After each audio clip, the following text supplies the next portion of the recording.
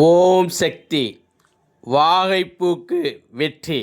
ஆம், பேரரசர் பெரும்பிடுகு முத்தரையர் சூரன்மாறன் போருக்கு செல்லுகின்ற போதே திருநியமம் சப்தக்கன்னியர் மாகாளத்து காலாப்பிடாரி திருக்கோயில் திருவடியில் இருக்கின்ற வாகைப்பூவை சூடிக்கொண்டு போருக்கு செல்வார்.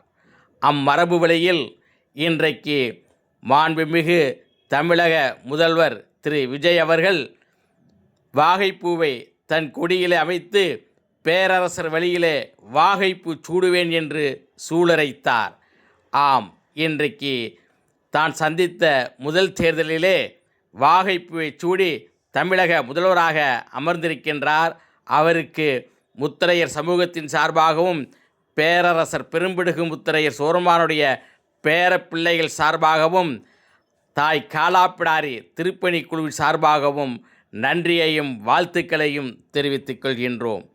தங்களுடைய ஆட்சி ஒரு அறத்தின் வழி ஆட்சியாக இருக்க வேண்டும் என்று நம்புகின்றோம்.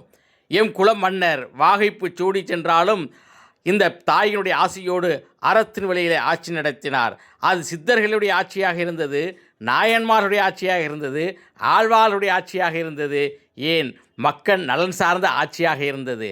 அம்மரபு வழியில் நீங்கள் காவல்காரனாக இருந்து ஆட்சி செய்து கயவர்களையும் திருடர்களையும் தண்டிப்பீர்கள் என்று நம்புகின்றோம். ஏழைகளின் ஆட்சியாக இந்த ஆட்சி இருக்க வேண்டும் என்று நம்புகின்றோம். பேரரசர் மரபு வழியில் நல்லாட்சி தருக வருக.